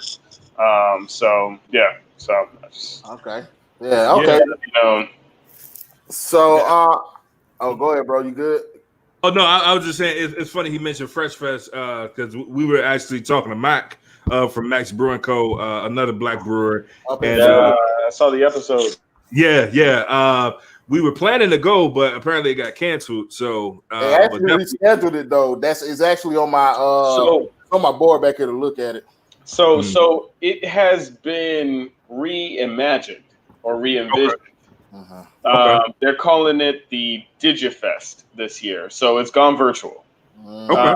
And so they're selling. I think it's. And I was talking to these dudes the other day. I mean, what they're trying to do is they've got a platform. There's going to be multiple different channels. There's going to be cooking. There's going to be brewing. You're going to have, a podcast channel because there's a couple podcasts very similar to yours with brothers that are out here kind of just expanding people's knowledge and exposure to craft beer. And so you're going to have and there's going to be like music. There's going to be a music and entertainment and comedy channel, but it all somehow is going to all revolve around, Black and brown people in craft beer. And so I think just from what I've heard, it's going to be a pretty interesting thing. It's like $10 tickets, for you to have access to all these channels. They're still doing collaborations, believe it or not. So they're trying to come up with creative ways to, do collaborations such that they're available in different markets. And so I think it's actually, I mean, these brothers are working extremely hard. I mean, I think they were voted USA Today last year as the best beer festival in the country. Don't quote me on that. If not, I actually think they got voted as the best. I mean, that beer festival. man, like I almost don't have words for it. It's part beer festival, part family reunion. It's an amazing experience. And so I highly urge you guys to go out, go to the website. I don't know exactly right now, but I'm sure you can go to Google and type Fresh Fest and you'll figure it out. But definitely put that out in your platform and let people know that you don't have to travel to Pittsburgh this year. Right? There's a much easier way to and a much cheaper way to really get involved and kind of see what's going on, and you can do it at your leisure. You pull up your phone, your iPad, or whatever you have, your computer, and you get to check in, on your own time. I think it's going to be amazing. And then when you see the collaborations that are going to come out of the festival, even that everyone's not at one place. I mean, these guys are like, like you said, they're reimagining and creating what a beer festival looks like, right? Virtually in the new normal. Right, they're sitting here creating the new normal, and we should support that. So it won't be in person, but it has not been canceled. So definitely, I encourage you guys to look for the information and put it out on your platform and let people know. Yeah, I lie to you not, man. It's on my whiteboard back here, Fresh Fest, because Mac told me about it, and I definitely going to check it out. Now that you confirmed it for me, I definitely need to hop on that like tomorrow. But so I wanted to ask you something, L Boogie. You the only other L Boogie in here. So they call me that. That's funny. Yeah, so as a black woman in sports, right? What obstacles do you see from an aspect of a black woman being a boss in creating your own league? Oh man, you're underestimated from the jump, unfortunately, because you are a woman. Some people think that you can't bring the same product, not being a man. Then you have the whole aspect of being an urban business, which unfortunately has that stigmatism that we cannot bring the same product as someone else of another color. So you're unfortunately faced with a whole bunch of issues from the very beginning. So you're consistently trying to prove to everyone that you can do the job, you can get the job done, you can run a successful tournament. So yeah, there are a lot of adversities, unfortunately, we have to face as being a woman of color, addition to being a woman while trying to run a successful business. And it's sort of sad, especially with everything that is going on, that we don't put our dollars into our own race. I should say faithfully, or not faithfully. That's really not the word, but consistently. Yes, consistently. It comes with so many things that you have to be concerned with. With doing so. Are you getting what you're paid for? Is another issue that you have to be concerned with as well too. Like, what are you paying for? If I paid this $5 with you, or I shouldn't say $5, $55, because that's typically what our tournaments registration starts with. If I pay this $55 with you, am I going to get the same product that another tournament host that is not of the same color? I mean, am I going to get the exact same product? People it's crazy. It's crazy, and that's interesting that you say that, because a lot of people are looking for that instant gratification out of something, and people don't think a lot about the building aspect of it. And that's like my biggest thing, is about putting in the work to make it happen, and people believing in what you're doing. So yeah. I think that's the key to me. That's what I like to focus on, is the actual steps that need to be done and actually getting those steps done. So I just want to say also, we love to talk to and commend our black women. We know that y'all are going through a struggle, a sort of oppression, like all of us, but y'all are our women. And we feel like a lot of times that y'all don't get enough credit. And we feel like sometimes y'all can be unaccountable for some things that happen between black women as well. But we're gonna keep it on the upside. We'll say that another conversation for another time. My man GP. So the IT perspective, man. What you got to say over there, man? You look wise. I feel like you're just coming from a gray beard. I feel like that's what you're doing, but it's all good. So I mean, I just want to piggyback on what she's saying. Some of the things that she touched on. It's definitely hard for people to, try to.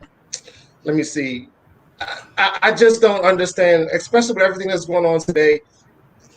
It just mystifies me, like as a culture. Like it's so many things that's going on, especially in the past couple of weeks. Like I feel like I've been suffering from anxiety from watching TV, from looking at social media. Like if they say like you're supposed to post the all black profile picture on Facebook, then you got somebody saying, "Oh, don't post it." I'm like, so goddamn, what the fuck is we supposed to do? What are we supposed to do when they say we should spend money on July 7th? Then other people are like, what about the rest of the days of the week? I'm like, okay, so let's just try to figure out what it is as black people we need to do. Hey, Focus on it. GP, I don't mean to cut you off, GP. I don't mean to cut you off, GP. I'm sorry for cutting you off, but you know what they call that? What they call it? Nigga shit. Yeah, basically, bro.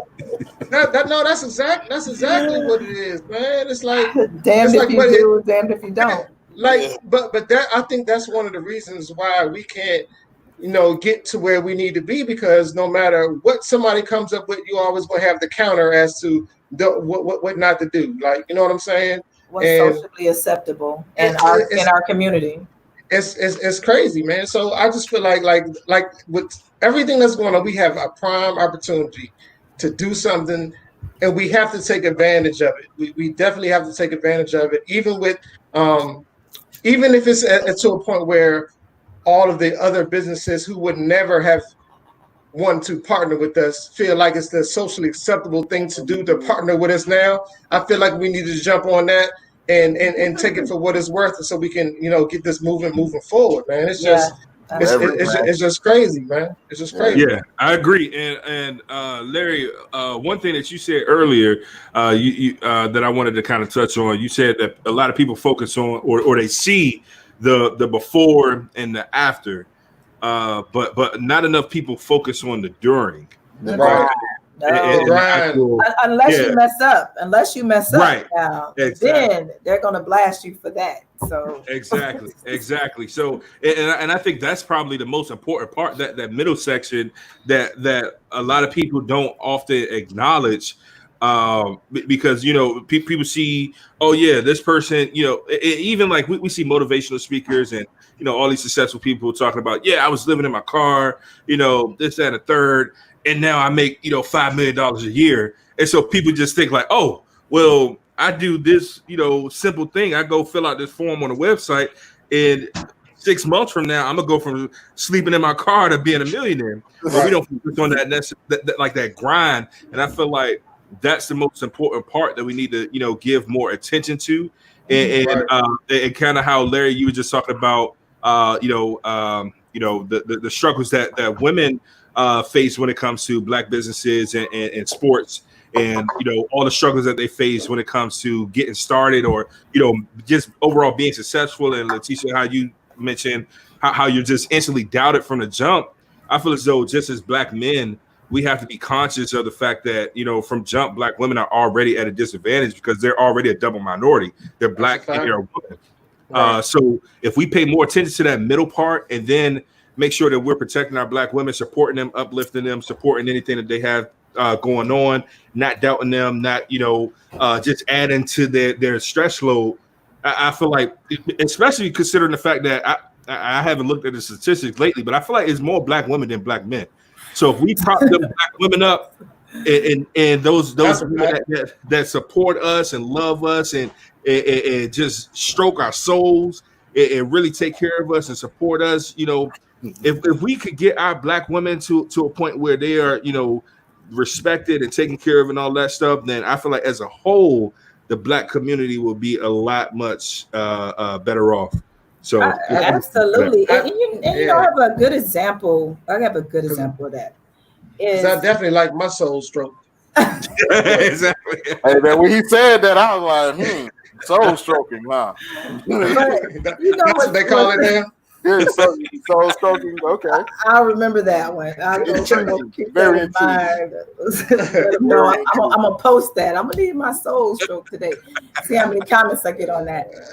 But you know what's crazy when you say that in reference to a woman, especially being a Black woman, is that I can post a picture of myself and get a plethora number of comments or likes. But just say with just the example of hosting this podcast or posting this podcast, it was picture of me just doing something random, 700 likes. Picture of this, me trying to elevate myself, my business, and uplift others that of color. And yet I get like 12, 13, 14 likes. Absolutely.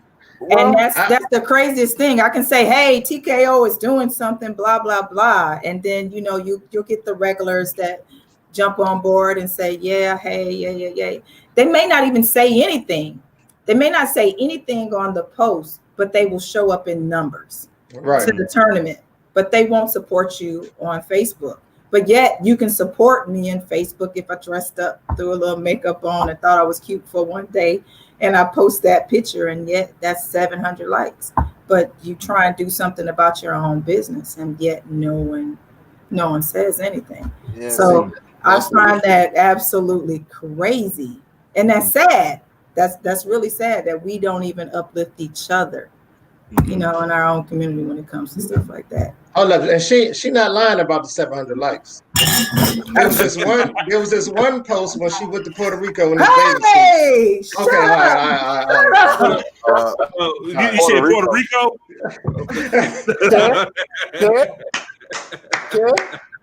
I gotta give credit where credit is due. That's all I'm saying, my sister. That's all I'm saying. I never doubted the 700 likes for a moment. I was just roughly saying a number. It didn't mean I had 700 likes. I'm just saying just a crazy amount. That's what happens. I know it'll be 704 at least by the end of this podcast. Come on, man. Come on. See, y'all gonna take the direction to a whole other place. Hey, y'all have to join us on well, okay, yeah. For everybody out there, this is a new announcement as well. So starting next week, we're going to have the Friday show this week, but starting next week, we're going to be doing the shows on Tuesdays and Thursdays at 9 p.m. Tuesdays and Thursdays at 9 p.m. So our later in the week show, which would this week be a Friday show, but in the future be Thursday shows, we just like to play drinking games and have random ass conversation. And last week it just went there. You know what I'm saying? It went there. It went there last week. If y'all want to check it out, please help yourselves. We found out some great information for the fellas. All I'm gonna say is 20 to 25 minutes and 3 rounds. 2 to 3 rounds. That's all you need. 20 to 25 minutes, 2 to 3 rounds. That's all you need to make it happen. You know what I'm saying? But you got to perform within that time frame, though. Okay, so y'all can go check that out and fill in the gaps for yourself. But that's gonna be the shows where we just like to have fun, kick back, talk bullshit. You know what I'm saying? This is definitely a more serious thing. And just to your point, is that when you're doing something constructive, you're not going to see that support like that. Mm. And a part of the reason for that is because there may be, it is sad, but from a perspective of that, there may be somebody out there who really may be interested in investing what you have to do. But that's where you as a business person and entrepreneur have to decide to keep going no matter what the support numbers look like. It's because let's take us for example. We're still an up and coming podcast. You know what I'm saying? There are a lot of things that we had planned to do to get marketing and stuff up. But when COVID hit, we had to figure out what it was. Now, I feel like these lives are probably the best thing that could have ever happened to us because at any given moment, we can have a show and it is full of content. we can show people that we're educated, and we can show people that we don't give a fuck and we like to bullshit around sometimes too. You know what I'm saying? But at the same time, I think it's more important for us to show them, because we're not going to get that support. But what will get the support at the end of the day is the work that we really put in. So I ain't really harping on it right now, because I know after this, I'm really going to do something about it. And there's going to be a product. Because at the end of the day, this right here in itself is a product of what me and Tiffany already did to make happen. Tiffany. We made this happen. Syllable, every syllable. I am a manifester.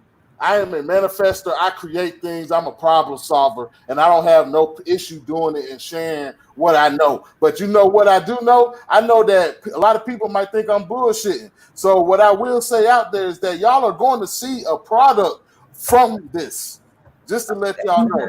And feel free to keep me accountable, because that's what keeps me going. I'm out here grinding. I got 6 jobs. I don't get tired. Exactly. Kevin Gates. Well, you better be the inspirational vitamin then. You better be. But you know, I'm like this off the camera too. That's what they really know about me. I ain't gonna say they don't know about me. If you know me, you know I'm like this off the camera. This ain't nothing new. This regular shit. This is just another day, man. But I want to say I appreciate y'all for coming through. Absolutely. Legacy Sports, man. Kofi over there, Stan Kofa, man. Union Brewery, man. Appreciate the love. Appreciate it. We definitely appreciate the love. I mean, this is a great opportunity to network. So I appreciate GP for bringing me in on this, and I definitely appreciate each one of you guys and I appreciate this new hibiscus that apparently now I'm now a beer drinker. Hey. Congratulations! I'm now a beer drinker.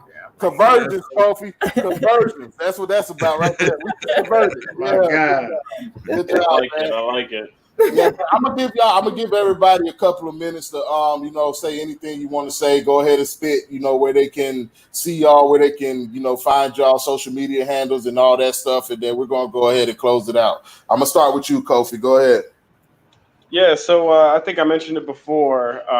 We've done a lot over the last couple of weeks to transition our business plan online. So if you're looking for Sankofa Beer t-shirts, hoodies, hats, stickers, glasses, whatever the case may be, you can go to our website. It's www.sankofabeer.com, SANKOFABEER.com. We also just started pickup and delivery service within the District of Columbia. If you live in the DMV and you're willing to come into DC, you can definitely do the pickup. That is on BIERMI.com, beerme.com. And if you go to our website as well, we keep a list of where our accounts are. There's a couple liquor stores and a couple bars and restaurants that still carry our beer. So again, I'm humbled. I'm always humbled when people think of us, but we're always happy to share our story. Follow us on Instagram, Facebook, Twitter. It's at Sankofa Beer. If you like the beer, I'm looking at everyone out here on the screen. Take a picture. Post it online. Tag us, and to the Cool One podcast, man. I appreciate the love. Definitely. Hey, Kofi, real quick, man. Does the name Sankofa, did any of that come from the reference Sankofa, the slave movie? No. So I mean, anytime you hear Sankofa, so I actually grew up in Ghana. So anytime you hear the word Sankofa, it's actually from the Ashanti tribe in Ghana, and the language is called Tree, and it is symbolized by the bird in our logo, pretty much. And you'll always see. So Sankofa, what it means is it pretty much symbolizes the fact that it's not a taboo, or frankly, in order for you to build a strong future and move forward, you have to know where you've come from. You have to know your past in order to move forward. And so, the bird that he just had up on the can on the screen, you'll see that the bird has one foot in front of the other, but its beak and its neck is turned back, and it's plucking something from behind it. And so in Ghana, it's typically symbolized by an egg, and we're a beer company, so we changed the egg, which is the wisdom and the knowledge into a hop. Exactly. That's dope, man. Good job, coach.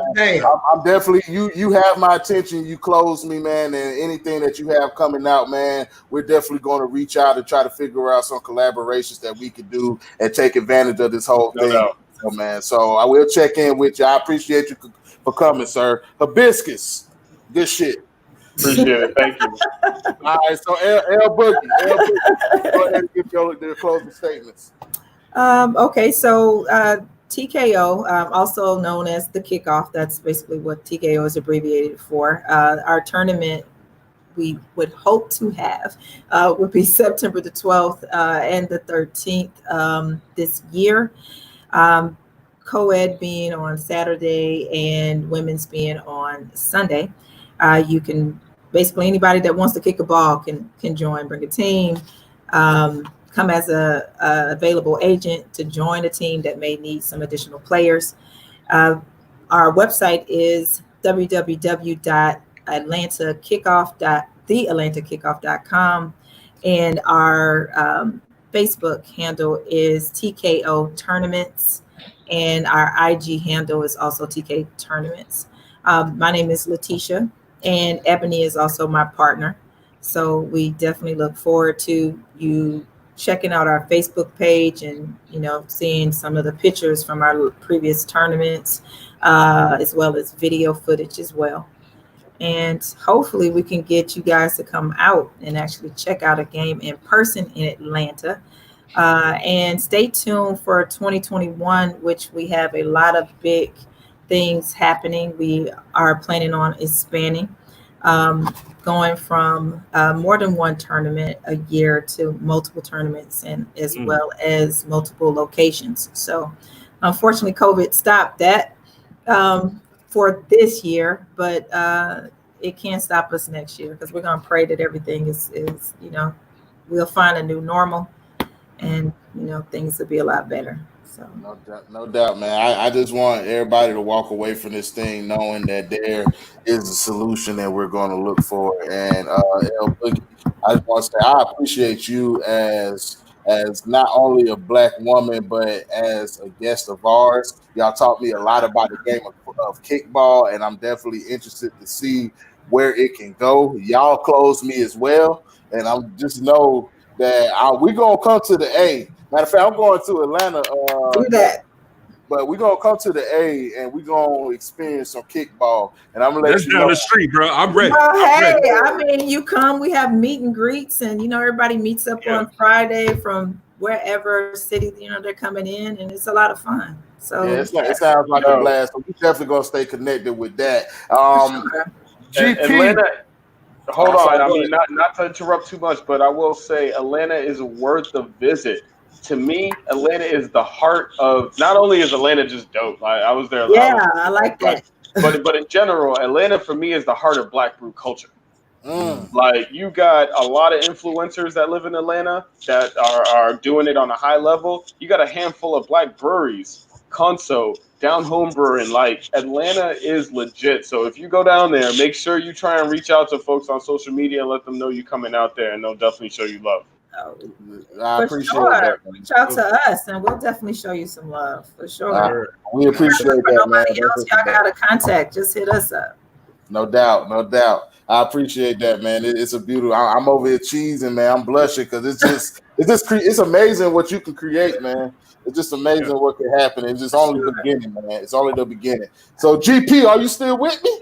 And of course, you already know, bro. You already know. No Teddy Riley over here. My connection is great. No thunderstorms over here. I'm good. I feel like GP, you got to come back for one of our more laid back shows, bro. I feel like you want to say. I feel like you want to say something. Yeah, I feel like you want to cut up, but you're trying to stay cordial. You already know. I'm here for all that. You call that cordial? That's cordial. I'm here for all the smoke. Because this right here, what I'm doing, what I've done the whole show, that has been cordial. Trust. I've seen previous podcasts. You have been calm. I've seen. Because we trying to handle some business right here. But GP, go ahead and close it out with Legacy Sports, man. Okay, so legacy sports, man. Like we were saying before, like if we can't, we had 4 leagues set up for this year, but we feel like if we can't actually complete a league with the players' safety um, first and foremost in mind, then we're just not going to do it. We also started, because of this COVID-19 thing, we started a pay it forward campaign in which we giving out over $1,600 to fellow kickball people to try to actually like ease the in relief what's going on, because some people was laid off and things like that, because we feel as though these people come out and they support us with all their hard-earned money for every league, every tournament, and when the chips are down and then they got laid off, I feel like we just had that opportunity that we need to give back and show them that we're with them as well. Not only financially, but we're there for them mentally and health-wise and medically as well. So we got a lot of things planned for 2021. We may have something going on right at your hometown in Charlotte coming up in August 1st and 2nd. I ain't gonna speak on that until I speak it into fruition, until it starts happening. But y'all gonna be possibly able to see some kickball right there in Charlotte, where you ain't got to run to the A, but you're still gonna go to the A in September. That's a fact. But there's gonna be something that's gonna be right at home first, that you can get an introduction to what's going on. And again, I reached out going on in August. Yeah, I reached out to Letitia. Me and her talk sidebar conversations all the time. And she was definitely one of the ones I thought of when this came about. When Tiffany brought it about, I was like, this is somebody that, I believe in her product. I believe in TKO. And so I just wanted to, give her some, not only just, because I give her a hard time all the time. All the time on social media. All the time. At the same time, I wanted to let her come on this type of platform to show what she got going on, because I respect what she does and I respect the hard work that goes in. But like you say, nobody sees, even with my kickball teams, because we win a lot of money. We win that bag a lot, and she can attest to that. But all they say is that right there. But they don't remember or see when the years I put in or we put in when we were losing, because nobody mentions that. Nobody cares about that. So all they see is the winning. So they just think that we just came out of nowhere and just started winning. No, we went from years, 2 and 3 years of trying to figure it out, to getting it right. As me being a coach, coaching kickball with the X's and O's is one thing, but managing people, that's a whole nother level. It's a whole nother level. And I'm not even going to bring in the co-ed and bringing in relationships and trying to deal with that. You got to be there. You got to be their financial advisor. You got to be their mental advisor. You got to be pastor. All of that goes into that. But there's no other place that I would rather be. And I just fell in love with the game for the first time. From the first time I started playing it, I think I've been playing since 2009. So it's been like 9-10 years since I've been 11 years since I've been doing it. I just started. Me and Tasha Hale got together a couple years ago and decided to do a league, just because we felt like coaching was one thing, but we just wanted to challenge ourselves to do something different, but at the same time give back to the people that's been working with us and that's been playing with us for all those years. So we got good things in store. We got collaborations with coming aboard with other leagues, and like I say, I'm so excited when Tiffany told me about the Sankofa and the Union Brewing Company and this black owned. Like, I don't want to do nothing else but black owned from here on out. So I'm going to do everything in my power to keep it like that, because again, I always told somebody, like, they never understood what the significance of the Tulsa, Oklahoma bombings back then, when it was a sufficiently black owned town that was making money and generating on its own. You don't know that mom and pop store could have been the next Walmart had it kept going, or that black owned run bank could have been the next Wells Fargo if it would have kept going, if that hadn't been done. So with that being said, we just want trying to keep the grassroots approach going and involve the community and just keep going and moving ahead, man, because at this point in time, in this day and age, man, with all this going on, man, we have to take advantage of what's going on. You'd be a fool not to. It'd be a fool not to. If you can't get ahead with what's going on now, then you're just not trying, or you just don't want to. You're just talking that talk, but you're not walking that walk. Yeah, that's the thing. That's the difference, man. And I just want to say once again, man, this probably is one of my favorite episodes right here, because absolutely there have been a billion nuggets that have been dropped within this episode, man. We doing it for free. But on the back end, we gonna see what it look like. That bag look like on the back end. That's all I got to say. And I just want to say thank you again to Letitia, to that TKO Sports, my man GP over at Legacy. Kofi, happy birthday again, my brother. Happy birthday. Oh, that action coming, Coach. That action coming. Happy birthday. And we're gonna have to get y'all back on here when we playing some drinking games. Loosen y'all up a little bit. Right, right. We appreciate y'all again. We will definitely be in touch. Y'all should have an email from me definitely on Monday, just to get the conversation rolling. Let's figure this thing out, and we'll be in touch and we'll move forward from that point. But once again, thank y'all, man. I can't say thank you enough. Thank you so much for having us. Exactly. Thank you. Shout out to y'all. Appreciate you. All right, Larry. Hey, man, this is a great episode, man. That was a lot. yeah, it was. But hey, again, we appreciate everybody tuning in. Definitely appreciate the love. TKO, Legacy Sports, man. Said Kofa with the hibiscus. Yeah, that was saying Union Brewing, man. Come on, hey, man. We had some hitters up here. Let me tell you.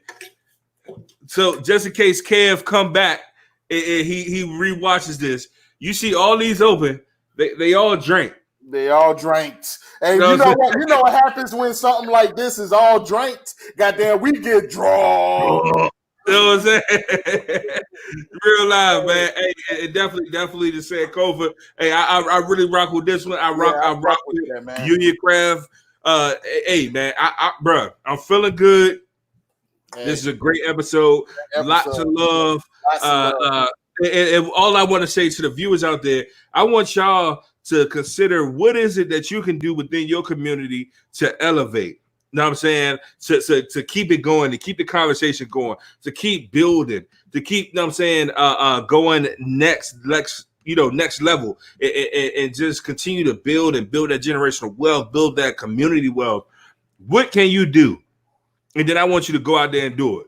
So you already know it's your boy Big D. Hey, man, it's your boy L Dottie, man. And thank you to our guest again for coming back. Don't forget to like, comment, subscribe. Y'all share this thing, man. Show them that we out here doing good things as black men and black women. The black community is out here doing positive things, man. So we'll see y'all on Friday at 9. And until then, it's another episode of A Cold One. Yes, sir. Hey, y'all be safe out there, man. Yeah, good night, man.